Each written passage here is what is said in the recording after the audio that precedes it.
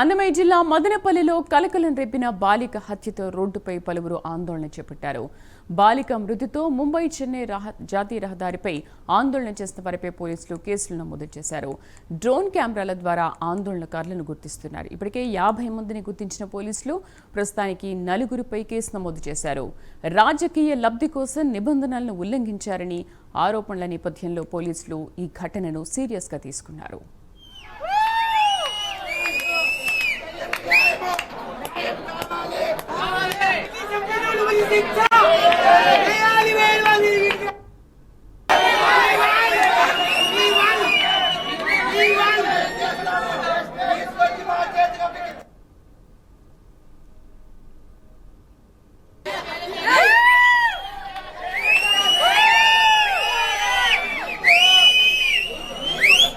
లంచాలు ఎవరిస్తారు వాళ్ళకి న్యాయం చేస్తారు. లంచాలు న్యాయం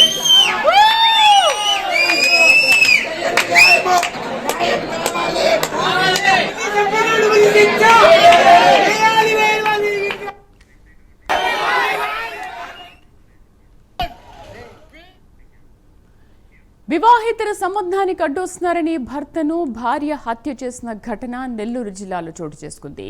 ఆదూరపల్లి నిమ్మతోటలో పనిచేస్తున్న సుబ్రహ్మణ్యం వివాహేతర సంబంధం విషయంలో భార్య లక్ష్మిని మందలించాడు. ఈ క్రమంలో కోపం పెంచుకున్న భార్య ప్రియుడు మస్తాన్తో కలిసి భర్తను హత్య చేసింది. అనంతరం మృతదేహాన్ని గిద్దలూరు కొత్త చెరువులో పడేశారు. 10 రోజుల తర్వాత చెరువులో మృతదేహం లభ్యమైంది.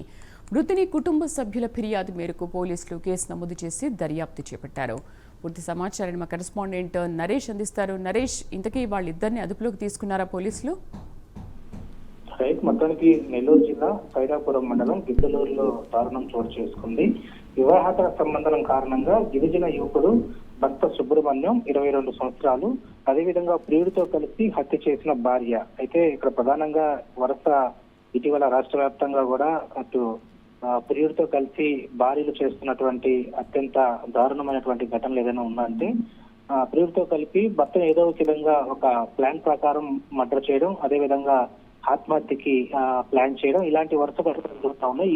నిన్న రాత్రి ఏదైతే ఈ యొక్క గిద్దలూరులో చేసినటువంటి దారుణ ఘటన ఏదైతే ఉందో సో అది వెలుగులోకి రావడంతో అంటే ఒక వారం క్రితమే భార్య అండ్ ప్రియుడు ఇద్దరు కలిసి మస్తాన్తో కలిసి భర్త ఎవరైతే సుబ్రహ్మణ్యం ఉన్నాడో అతను నిమ్మతోటలో వీళ్ళు మామూలుగా కాపలాదారులుగా ఉంటారో కాపలాదారుగా ఉన్నటువంటి ఈ ప్లాన్ అంతా కూడా భార్య ఎప్పటికెప్పుడు కూడా ఎవరైతే ఉంటాడో తన వివాహేతర సంబంధం ఉన్నటువంటి ఆ వ్యక్తికి అన్ని చెప్పడంతో ఒక టైం పన్నాగం పన్ని అతన్ని ఆ ప్లాన్ ప్రకారం అక్కడ ఉన్నటువంటి చెరువులో వేయడంతో చెరువులో వేసేటప్పుడు అతన్ని హత్య చేసిన తర్వాత ఆ కాళ్ళకి ఒక బండరాయి కట్టి చెరువులో పడేసేయడంతో ఒక్కసారిగా కూడా ఇది ఒక వారం తర్వాత బయటపడినటువంటి విషయం. సో ఈ నేపథ్యంలో అక్కడ ఉన్నటువంటి స్థానికులంతా కూడా ఒక్కసారిగా కూడా భయభ్రాంతులకు గురైనటువంటి పరిస్థితి. లక్ష్మి ఎవరైతే భార్య ఇలాంటి పని చేసిందా, ఏకంగా భర్తని ఈ విధంగా హతమార్చి ఒక ఎవరైతే ప్రియుడు ఉన్నాడో ఆ ప్రియుడితో కలిసి ఇంత దారుణానికి ఒడిగట్టిందని ప్రస్తుతం ఆ ప్రాంతంలో ఉన్నాయా.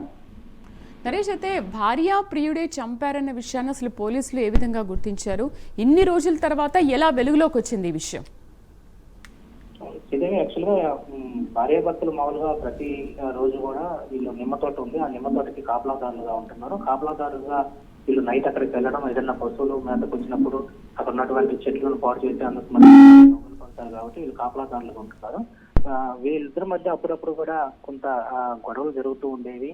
అయితే గొడవలు జరుగుతున్నటువంటి నేపథ్యం ఒకటే అని స్థానికులు చెప్పడం జరిగింది. ఏదైతే భార్య లక్ష్మి ఇటీవల కాలంలో వివాహేతర సంబంధాన్ని ఏర్పాటు చేసుకుంది. సో ఈ వివాహేతర సంబంధం వల్ల ఎవరైతే మస్తాన్ ఉన్నాడో ఆ మస్తాన్ని సుబ్రహ్మణ్యం ఎవరైతే మృతుడైనటువంటి భర్త సుబ్రహ్మణ్యం కూడా అతన్ని హెచ్చరించినట్టుగా తెలుస్తుంది. అప్పటి నుంచి కూడా ఇతని మీద ఎవరైతే భర్తను చంపే విధంగా కూడా ఒక పన్నాగం అయితే పన్నారు. అయితే 7 రోజుల ముందు భర్త మిస్సింగ్ కేసును ఏర్పాటు చేసుకుంది పోలీస్ స్టేషన్ లో లక్ష్మి.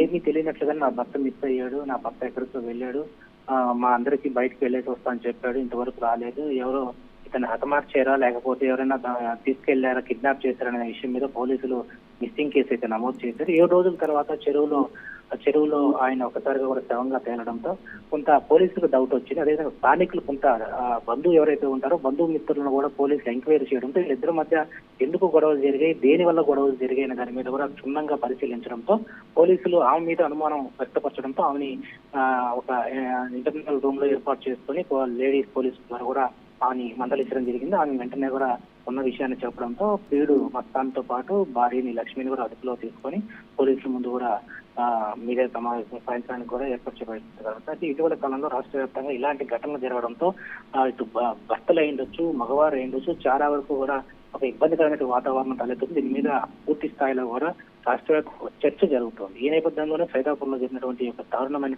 ఘటన మహిళలందరూ కూడా చాలా వరకు ఆ స్థానికంగా ఉన్నటువంటి బంధుమిత్రులంతా కూడా ఆశ్చర్యానికి గురి చేసినటువంటి పరిస్థితి కనపడతా ఉంది. ఏం వెళ్ళినటువంటి గిరిజన మహిళ ఇలాంటి పన్నాగం పన్నడంతో అంటే ప్రియుడు ఇచ్చినటువంటి సలహాలు మేరకు ఉండొచ్చు, భార్య ఇచ్చినటువంటి సలహాలు మేరకు ఉండొచ్చు, ఒక ప్లాన్ ప్రకారం అంటే మనం సినిమాలో చూసేటువంటి పరిస్థితి అంతా కూడా అంటే కాళ్ళకి రాయి కడితే లోపల తేలకుండా ఉంటుంది కాబట్టి అంటే ఇదంతా కూడా సినిమాలో చూసినటువంటి విధానాన్ని ఇక్కడ రియాలిటీలో కూడా ముందుకు కొనసాగిస్తా ఉన్నారు. అంటే ఈ రోజు హతమార్చిన తర్వాత ఒక పెద్ద బండరాయి కట్టి చెరువులో పడేశారంటే ఇది ఎంత ప్లాన్ ప్రకారం అంటే సినిమా ఇంపాక్ట్ ఎంతవరకు పడుతుంది అనేది మాత్రం ప్రస్తుతం సమాజంలో ఇది ఒక చర్చనీయాంశంగా మారింది చెప్పడానికి ఏమాత్రం సందేహం లేదు. Right Naresh, thank you.